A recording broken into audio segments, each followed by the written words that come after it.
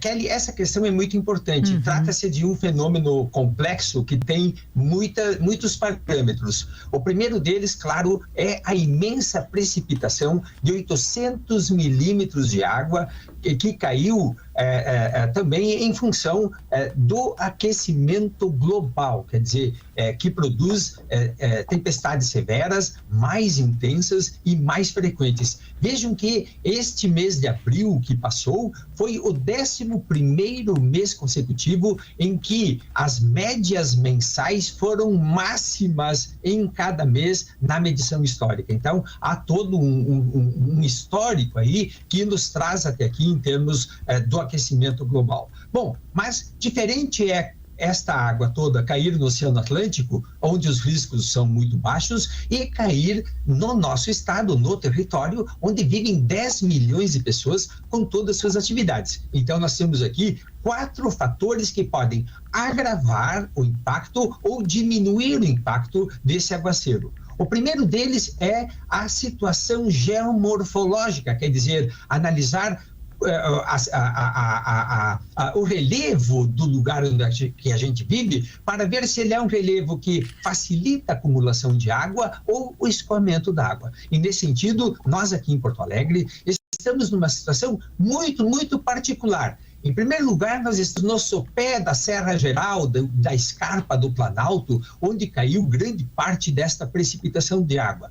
Ao cair a chuva, ela rapidamente escorre para vales muito profundos e estreitos, como o vale do rio Jacuí, do Taquari-Antas, do rio dos Sinos, do rio Caí e do Gravataí. E esses vales profundos, a água escoa numa velocidade incrível, como se fossem tobogãs que arrastam tudo que tem nas margens e o que tem pela frente. E esse aguaceiro todo que desce pelos vales estreitos se concentra, então, no delta do Jacuí, como se fosse um funil. E ali, então, no delta do Jacuí, essa água toda estaciona porque ela vai para o Lago Guaíba, que se conecta com a Laguna dos Patos e com o Oceano Atlântico. Se na tempestade, como costuma acontecer, também há uma maré de tempestade, os pescadores costumam dizer que o mar cresce, não é? Pois bem, então, ao elevar o nível do mar pela tempestade, há um bloqueio do escoamento da água da Laguna dos Patos para o Oceano Atlântico. Resultado, a água do Guaíba também não escoa e ela vai ficar, então, concentrada, acumulada num imenso lago de inundação deltaica que, nesse momento, nessa enchente, foi muito grande e atingiu praticamente toda a região metropolitana, onde vivem 5 milhões de pessoas, além, claro, de todas as zonas baixas de Rio Pardo, de Lajeado e Estrela. Esse segundo fator, portanto, nos avisa que nós, em Porto Alegre e na região metropolitana, moramos numa área muito sensível a enchentes e inundações. Quer dizer que aqui temos que ter um cuidado enorme. Bem, isso a gente já sabe, não é? Pelas enchentes que aconteceram no passado, sendo a mais notória a de 1941. Mas tem ainda 3 fatores importantes que fazem com que a água, ao escorrer sobre o solo, ela possa, digamos, aumentar o impacto ou diminuir. Uma delas é o modo como a água escorre. Ela pode escorrer sobre o solo de forma muito rápida, quando então os rios, os matos, os banhados já não existem mais. Quer dizer, há só um solo arado com plantação. Então a água escorre rápido, adquire muita velocidade e muito volume. Então nós dizemos que a integridade da natureza, a integridade dos serviços ecológicos é muito importante para minimizar. No caso do Rio Grande do Sul, nos últimos 20 anos, nós tivemos uma enorme desestruturação dos nossos rios, supressão dos nossos banhados e também das matas. Isso faz aumentar a concentração de água e os efeitos de A água escorrega melhor, professor, é isso? Ela corre mais rápido, ela chega mais rápido e escorrega, não fica pelo solo, é isso?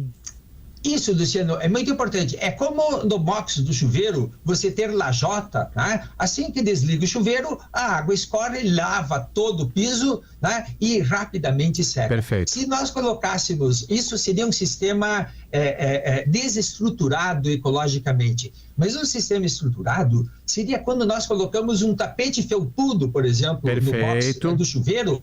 Então, fechando a torneira, esse tapete vai ficar úmido por muito tempo. Então, assim, no caso da natureza, os banhados, eles ficariam úmidos por muito tempo, acumulando bastante água e, importante, alimentando os aquíferos e diminuindo a velocidade da água. Esse é um aspecto importante. Nós, no Rio Grande do Sul, somos um estado de banhados. A nossa região costeira é cheia de banhados, a nossa região ali, né, de Cachoeira do Sul, Rio Pardo, Santa Maria, professor, são banhados. Mas ainda tem 2 pontos, senhor. Por favor. Não quero perder o raciocínio. Porque a gente quer fazer perguntas pro senhor também, a gente não pode perder essa sua explicação. Nós fomos aí no como a água escorre, a gente passou, né, pelo aquecimento global, passamos pela situação da geografia do estado, né, tudo vem para cá. A questão agora de como a água escorre, porque a gente, vamos falar a real, né, a gente não tá cuidando da natureza como deveria, e aí supressão dos banhados, das matas, o tapete felpudo a gente tirou e botou tudo lajota, e agora faltam 2 pontos. Exato. Então, o quarto ponto é a infraestrutura no momento da crise.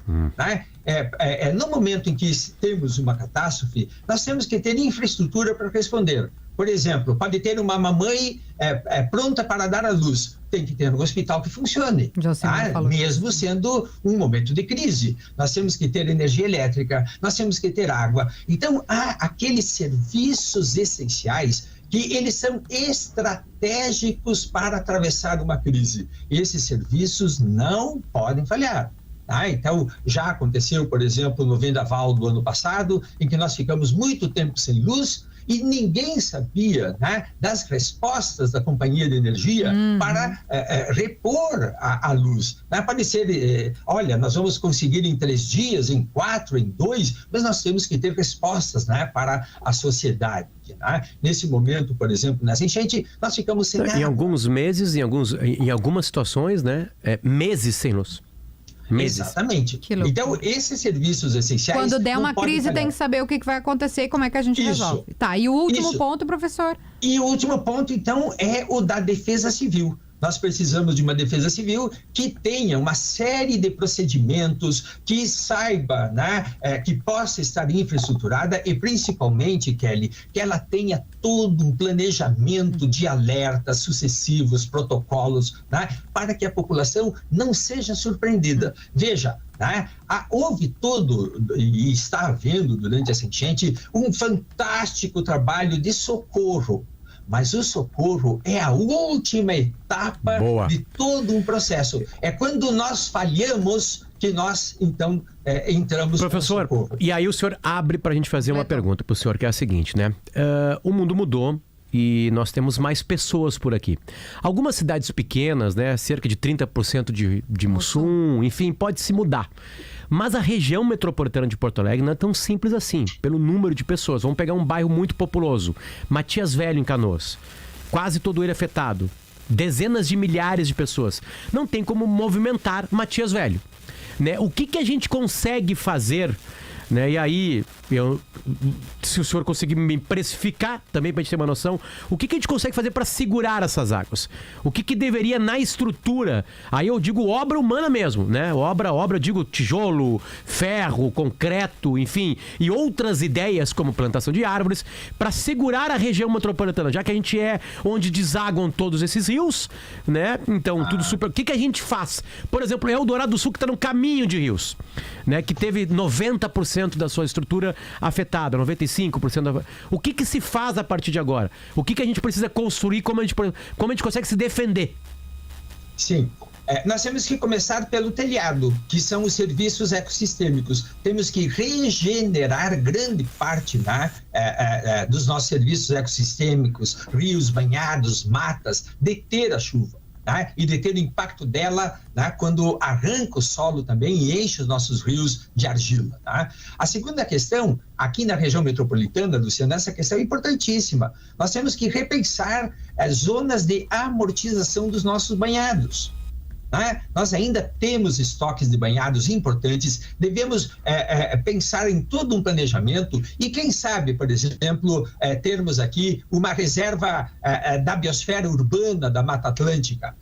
Pensar do ponto de vista de uma regeneração dos nossos ecossistemas, mas ao mesmo tempo tornar isso um valor patrimonial cultural em que possa ser atrativo para renda, como turismo, etc. Tá? Além disso, nós temos que pensar em territórios de transição.